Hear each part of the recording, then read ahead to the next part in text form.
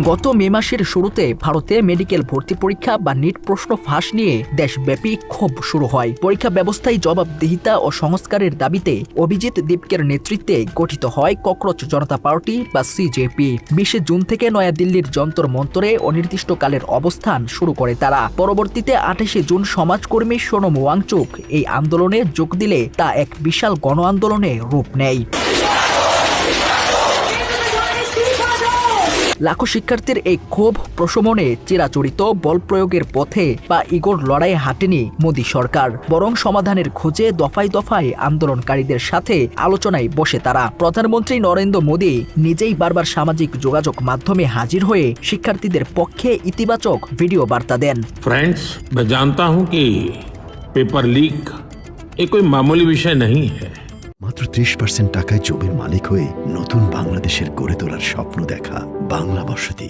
শুধু তাই নয়, তরুণ প্রজন্মের ক্ষোভ বুঝতে তিনি মন্ত্রীদের কড়া নির্দেশ দেন দলীয় সভা সমাবেশ বন্ধ রেখে সাধারণ ছাত্র জনতাকে মূল্যায়ন করতে। এমনকি তাদের ভাষা বুঝতে মন্ত্রীদের ইনস্টাগ্রাম রিলস বানানোর মতো অভিনব পরামর্শও দেন তিনি।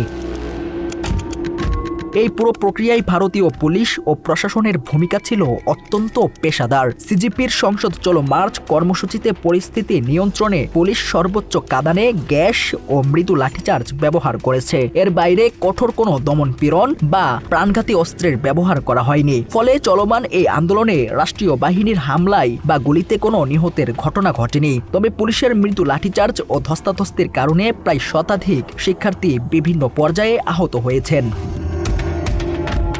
সামাজিক মাধ্যমে ভাইরাল ভিডিওতে দেখা যায় এক শিক্ষার্থী অসুস্থ হয়ে পড়লে খোদ পুলিশ কর্মকর্তারাই তাকে সেবা দিচ্ছেন। অথচ এর ঠিক বিপরীত চিত্র দেখেছে বাংলাদেশ। শেখ হাসিনা ও তার অনুগত প্রশাসন অন্ধভাবে রাষ্ট্রীয় যন্ত্র ব্যবহার করে জুলাই আগস্টে সাধারণ ছাত্র জনতার উপর নির্বিচারে চালিয়েছে মরণঘাতী বুলেট। সরকারের কৌশলগত নমনীয়তায় 20 জুলাই সিজেপির সাথে আনুষ্ঠানিক আলোচনা শুরু হয়। দফায় দফায় বৈঠকের পর শিক্ষার্থীদের মূল দাবির মুখে গত 25 জুলাই পদত্যাগ করেন কেন্দ্রীয় শিক্ষামন্ত্রী ধর্মেন্দ্র প্রধান। সিজেপির নেতা আশুতোষ রাঙ্কা জানিয়েছেন, সরকার আত্মহত্যা করা নিট পরীক্ষার্থীদের পরিবারকে 1 কোটি রুপি করে ক্ষতিপূরণ দিতে সম্মত হয়েছে। এছাড়া শান্তিপূর্ণ আন্দোলনে অংশ নেয়া সব শিক্ষার্থীর বিরুদ্ধে করা FIR বা মামলা প্রত্যাহার করা হবে, যার লিখিত চুক্তি শিগগিরই সম্পন্ন হবে। পাশাপাশি র্যাপিড অ্যাকশন ফোর্স বা RAF ও পুলিশের প্রকাশ্য ক্ষমা প্রার্থনার দাবিও রয়েছে শিক্ষার্থীদের। সরকারের এই সদিচ্ছা ও দাবি আদায়ের পর দীর্ঘ 37 দিনের টানা অবস্থান ও দরকষাকষির শেষে শনিবার আন্দোলন স্থগিতের ঘোষণা দেন সিজেপির প্রধান মুখপাত্র সৌরভ দাস।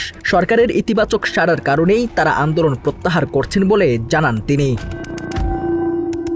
তবে সমঝোতার পাশাপাশি শৃঙ্খলার প্রশ্নেও কঠোর প্রশাসন। আন্দোলন ঘিরে প্রধানমন্ত্রী নরেন্দ্র মোদীকে নিয়ে সামাজিক মাধ্যমে যেসব আপত্তিকর ও অশালীন ট্রল বা পোস্ট করা হয়েছিল তার বিরুদ্ধে অভিযান শুরু করেছে দিল্লি পুলিশ। বিভিন্ন প্ল্যাটফর্মকে নোটিশ দিয়ে ইতিমধ্যে অধিকাংশ ভিডিও ও পোস্ট সরিয়ে ফেলা হয়েছে, যেমনটা হাসিনার আমলে বাংলাদেশেও দেখা যেত।